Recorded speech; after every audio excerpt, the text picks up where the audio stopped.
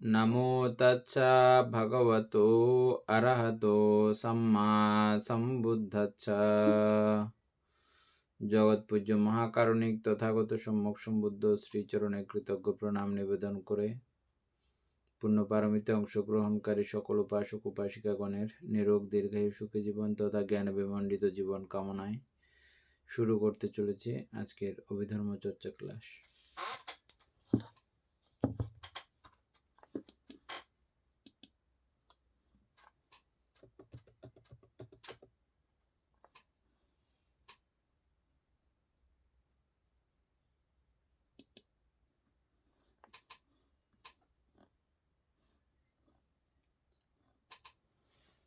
অমিত বড়, আমাদের page number কত?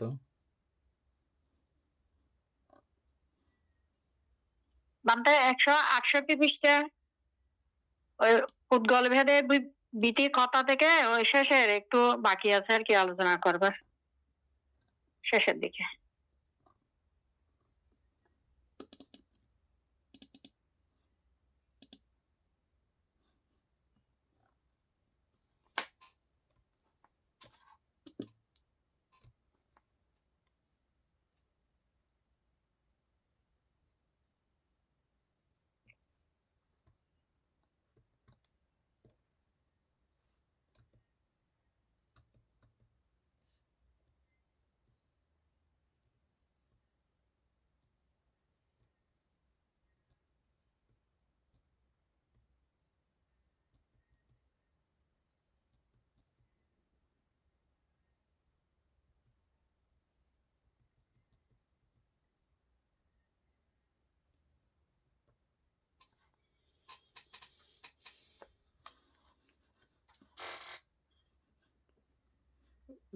কোন লাইন পর্যন্ত হয়েছিল?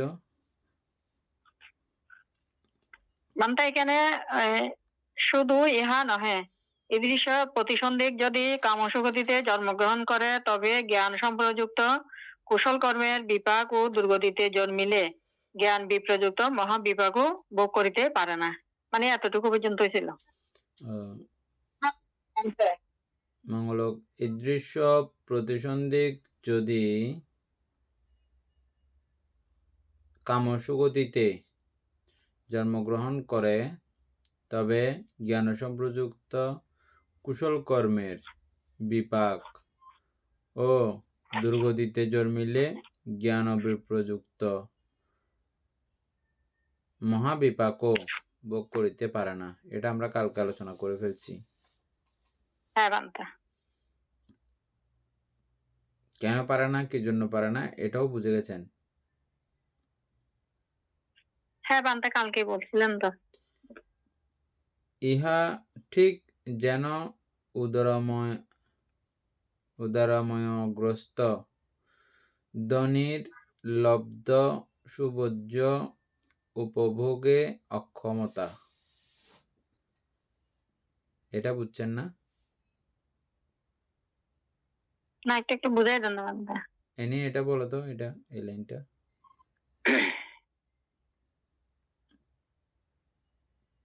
বান্তা এটা বলছে যে অর্থাৎ উপর থেকে বলবো জ্ঞান সম্প্রযুক্ত আর জ্ঞান বিপ্রযুক্ত, নাকি শুধু এই লাইনটা? না, শুধু এই লাইনটা। ইহা ঠিক যেন উদারময় গ্রস্ত ধনীর লব্ধ সুবুজ উপভোগের অক্ষমতা। অর্থাৎ এটা বলতে যাচ্ছে যে অর্থাৎ মানে কোনো ধনী, হ্যাঁ ওর কোনো ধরনের কোনো বা সুবুজ্য মানে অর্থাৎ ভালো খাবার দাবারের বা কোনো কিছুর ওনার কিন্তু অভাব নাই, চাইলে নিমিষে ওনার হাতে নাগালে সবকিছু পেয়ে যাচ্ছে, কিন্তু হয়তোবা অন্য কোনো বা শারীরিক অক্ষমতা বা অসুস্থতার কারণে বা যে কোনো একটাই কারণে কিন্তু উনি কিন্তু সেই ওনার এই যে সুবুজ্য যে খাবারগুলা উনি কিন্তু গ্রহণ করতে পারতেছে না বা খেতে পারতেছে না। এটা বোঝাচ্ছে। বুঝছেন অমিতা বড়ুয়া না? হ্যাঁ হ্যাঁ বান্দা। যেমন আমরা জানি যে নরকে গেছে, ঠিক আছে, কিন্তু ওনার কর্মরাশি, চিত্তরাশি, ভবরাশি যেগুলো আছে এগুলো তো আছে, এগুলো টাকার মতোই মনে করেন না, ধনী ব্যক্তির টাকার মতো আর কি। তো কিন্তু থাকলেও ওনার এগুলো ভোগ করার মতো ওই দেহ এবং ওই রকম অবস্থা ওনার নাই বিধায় ওগুলো উৎপন্ন হয় না। ঠিক ধনী মানুষের টাকা থাকলেও ডাক্তার মানা করছে তোমার থেকে সুগার, তুমি যদি আচ্ছা মিষ্টি জিনিস খাও তুমি মরে যাবা, বা তোমার থেকে অমুক রোগ, প্রেশার রোগ, এই রোগ সেই রোগ, মোটা হয়ে যাচ্ছ, এটা খাবে না, এটা খাইলে তুমি তাড়াতাড়ি মরে যাবে বলে টাকা থাকলেও তখন আর উনি খেতে পারে না। ওখানেও আপনার ওই জাতীয় পুণ্যচিত্ত থাকলেও কিন্তু ওই জায়গায় জন্মগ্রহণ করার কারণে আর এটা পায় না। খুব সুন্দর উদাহরণটা না?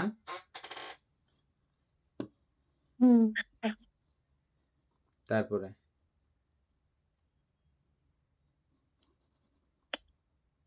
ধনীর আরোগ্য চেষ্টা কর্তব্য।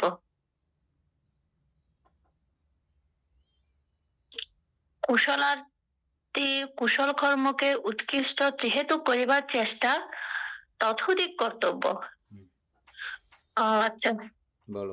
অর্থাৎ এখানে বলতে চাচ্ছে যে ওই যে যে খাবারের মানে ওটার ওইটার কিন্তু উনি সব সময় ওনার যে আরোগ্য কিভাবে উনি সুস্থ হবে মানে সেটাই সব সময় ওনার একটা এই কাজ করে যে আমি কিভাবে কোন চিকিৎসার মাধ্যমে কিভাবে আরোগ্য লাভ করব। তখন সেটাই ওই যেমন যেমন ওই রোগটা নিরাময়ের জন্য ওই ধনীটার যেমন কর্তব্য থাকে, ঠিক বলছে যে আমরা যে যারা কুশল কর্ম করতেছি আমাদেরও আমাদের ততোধিক ভাবে চেষ্টা করতে হবে কিভাবে আমরা ত্রিহেতুক পুদ্গল হিসেবে আহ প্রতিসন্ধি গ্রহণ করতে পারি, ওইভাবে কিন্তু আমাদেরকে চেষ্টা করতে হবে।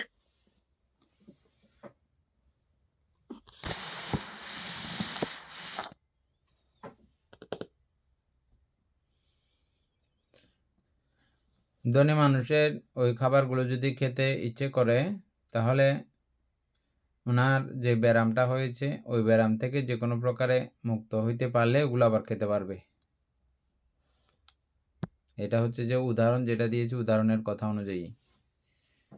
আর যারা কুশল প্রত্যাশী এরকম কুশল চিত্তগুলো আমাকে ফল দিক, যদি এরকম প্রত্যাশা করে সব ভালো ভালো চিত্তগুলো আমাকে ফল দিতে পারুক, কোনোটা যেন ব্যর্থ না হয়, তাহলে ওনাকে চেষ্টা করতে হবে প্রতিনিয়তই ত্রিহেতুক শ্রেষ্ঠতম কুশল সম্পাদন করা ওনার কর্তব্য।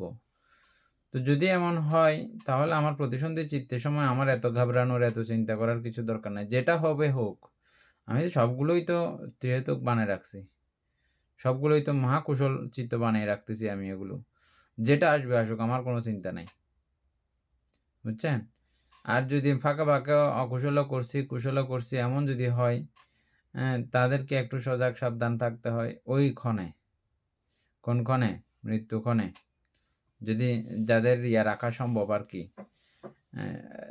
তবে এগুলো নিয়ে যারা প্রতিনিয়ত চর্চা করতে করতে বৃদ্ধ হয় তাদেরকে জ্ঞান বৃদ্ধ বলা হয়।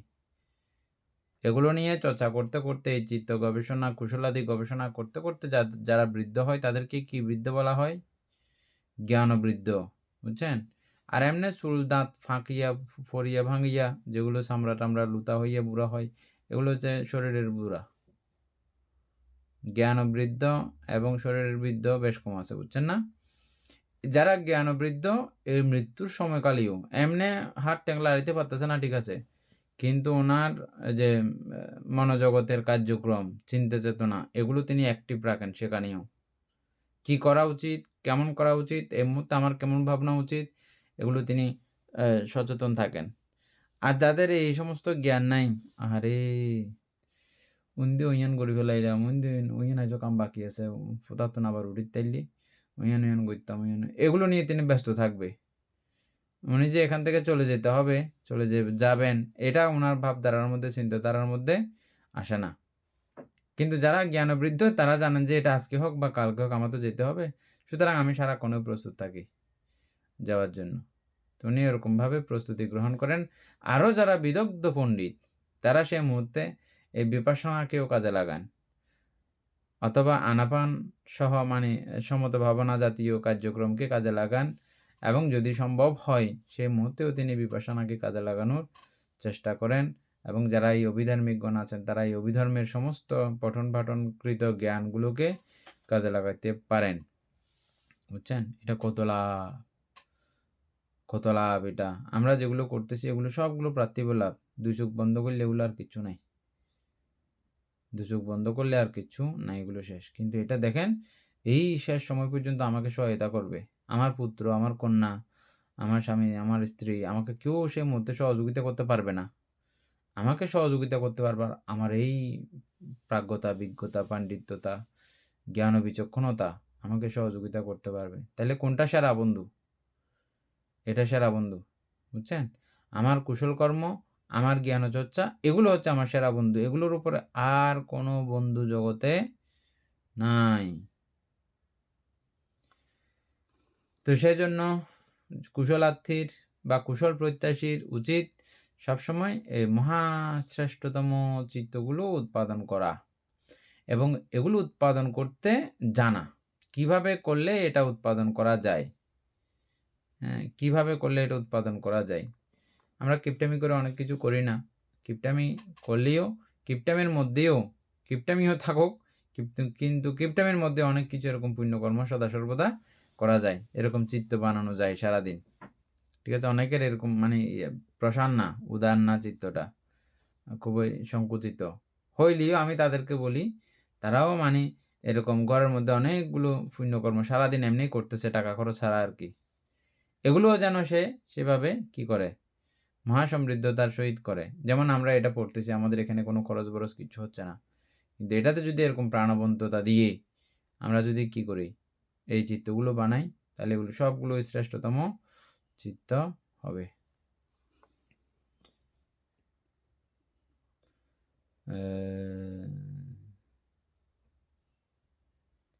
তারপরে ইনি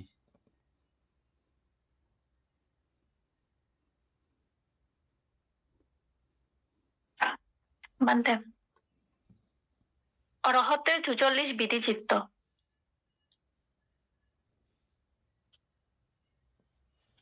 ২৩ কামাবচর বিপাক, ২০ ক্রিয়া চিত্ত, ১ অরহত্ত ফল চিত্ত। এগুলা হচ্ছে যে অরহতের ৪৪ প্রকার বিধি চিত্ত।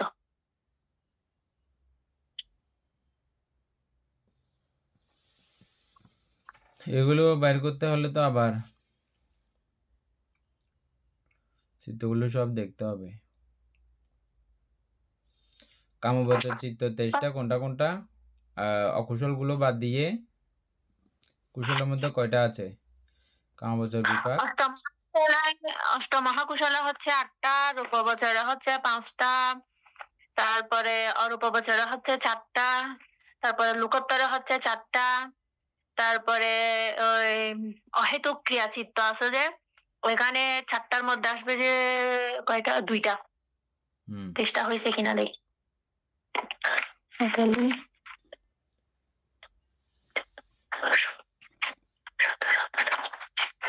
ঠিক আছে, ২২, ২৩, ঠিক আছে বানতে ২৩টা।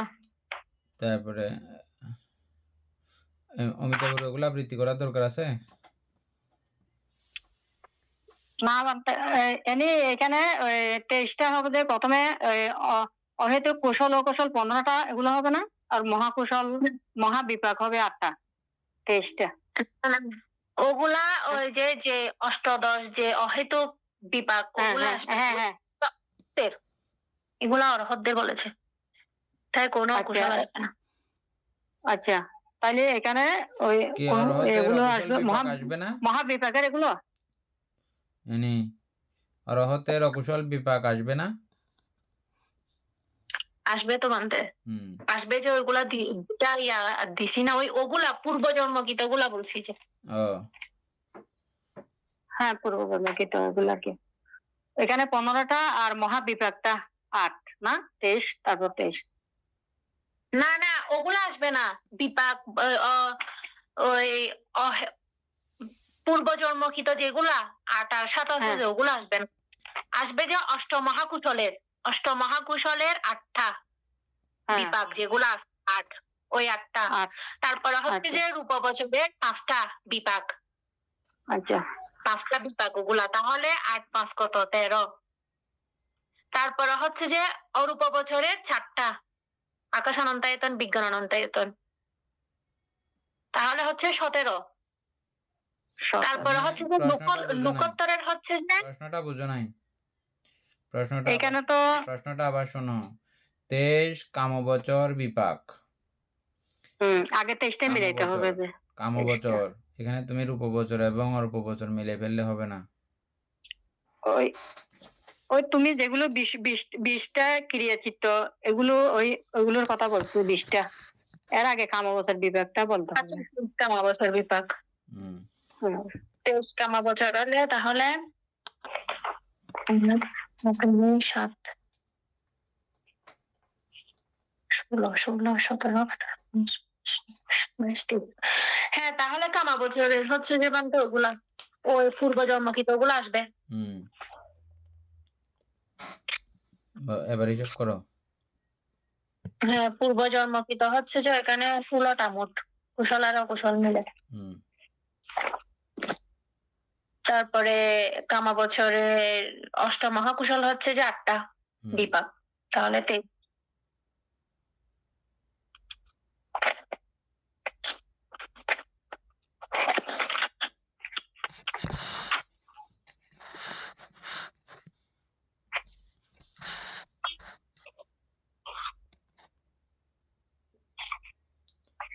তারপরে আর কি বাকি আছে? এটা শেষ। 20 অরহৎ ক্রিয়াচিত্ত, 20 ক্রিয়াচিত্ত হ্যাঁ ওইগুলা হবে যে অষ্টমহাকুশলের 8টা, রূপবছরের 5টা, অরূপবছরের 4টা, তারপরে অহেতুক ক্রিয়াচিত্তের মধ্যে আছে যে কয়টা? 3টা ওগুলা 20টা হয়েছে এখানে। তারপর আরেকটা হচ্ছে যে অরহত্ত ফল চিত্ত, হচ্ছে যে চিত্তটা অরহত্ত ফল চিত্ত। শেষ, এটাতে আর কোনো ঝামেলা নাই।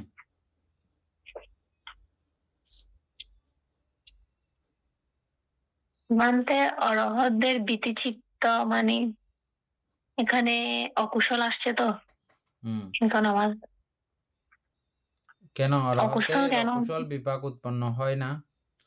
ওই দিন যে বললাম অরহত বান্তের অসুস্থ হয়, অরহত বান থেকে মুদগলাইন ভান্তে তো এদিকে ইয়েও হলেন। তারপরে বুদ্ধের কর্ম বিপাক উৎপন্ন হয়নি, অকুশলের কর্ম বিপাক উৎপন্ন হয়নি, দ্বাদশ কর্ম বিপাক ভুলে গেছো? না ঠিক আছে মানতে মনে পড়ছে এখন?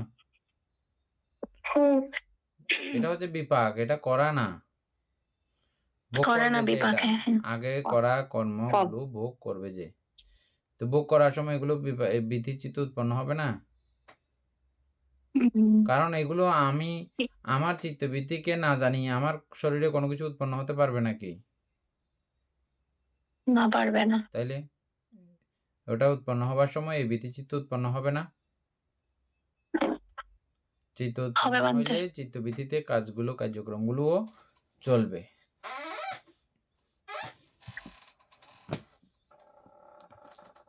আর কোনো কিছু আছে? না বান্ধে ঠিক আছে। তারপরে একটা হ্যাঁ দীপন বাবু বলেন। ওই 20টা ক্রিয়াচিত্র গুলো একবার একটু বললে ভালো হতো আর কি। এনে চিত্তগুলো একটু আবৃত্তি করো। প্রথমে আসবে যে অষ্টমহাকুশলের 8টা ক্রিয়াচিত্ত, শেষের যে ক্রিয়াচিত্ত যেগুলো আছে 8টা। তারপরে হচ্ছে যে রূপবছরের 5টা, শেষের যে 5গুলা আছে 5টা, বিতর্ক বিচার প্রীতি সুখ। ওভাবে আমরা কুশল চিত্তের মধ্যে 5টা দেখেছি, বিপাক চিত্তে 5টা দেখেছি এবং ক্রিয়া চিত্তে 5টা। ওই লাস্টে যে ক্রিয়া চিত্ত এখানে 5টা। তারপরে ওই 13টা হচ্ছে এখানে।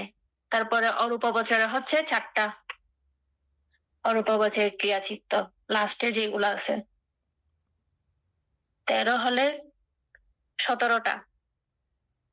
তারপরে এই আর 3টা হচ্ছে যে অহেতুক ক্রিয়াচিত্ত যেগুলো আছে, ওই পঞ্চধারাবর্তন একটা আছে, মনোধারাবর্তন একটা, আর একটা হচ্ছে হসিত উৎপাদ। ওগুলো হচ্ছে অহেতুক ক্রিয়াচিত্ত, এখানে 3টা 20টা। দীপন বাবু লিখে রাখিয়েন এগুলো, হ্যাঁ, আবার কাউকে যখন পড়াবেন এগুলো লাগবে। এমনি মনে হচ্ছে যে এগুলো লাগবে না, কিন্তু যখন পড়াতে যাবেন কিন্তু তখন ভুলে যাবেন। অভিধর্ম কিন্তু শুধু নিজে জানার জন্য, ঠিক আছে সেটা, কিন্তু পরিবারের সকলেও যদি জানে, এর থেকে সুখের সংসার, মজার সংসার আর নাই, পরিবারের সকলে জানলে। আপনারা এটা খেয়াল করবেন, আপনারা এখন অভিধর্ম চর্চা করতেছেন, সেম অভিধর্ম চর্চা করে এরকম আরেকজন মানুষের সঙ্গে কথা বলতে কিরকম একটা প্রীতি, বুঝছেন? আর মূর্খ লোকের সঙ্গে কথা বলে দেখবেন কিরকম একটা অশান্তি। হয়তো আপনারা এখন একটু মৈত্রী দিয়ে, তালতুল দিয়ে কোনো রকম তার সঙ্গে কাটিয়ে দিতে চাইবেন টাইমটা, সময়টা, কিন্তু হইলেও ওই মনের প্রীতিটা নাই। কখন হবে? যদি ওনাকে যদি শিখাই ফেলা যায়, এই তথ্য যদি বুঝাই দেওয়া যায়, তাহলে ওনার সঙ্গে কথা বলে, পরিবারের অন্যান্য সদস্যদের সঙ্গে কথা বলেই একটা কি পাবেন, স্বস্তি, আনন্দ পাবেন। সেজন্য অন্যকেও শেখানো দরকার, আর অন্যকে শেখানোর মাধ্যমে আরো এটা 10 গুণ 20 গুণ আরো আপনার শক্তিটা বেড়ে যাবে, এই অভিধর্ম চর্চা শক্তি, অপরকে যখন এটা দিতে যাবেন। আর দিতে গেলে, বেজে গেলে তো আমি তো আছি, আমাকে জিজ্ঞেস করতে পারবেন, যতক্ষণ এগুলো মনে থাকে তো বলবো। হ্যাঁ।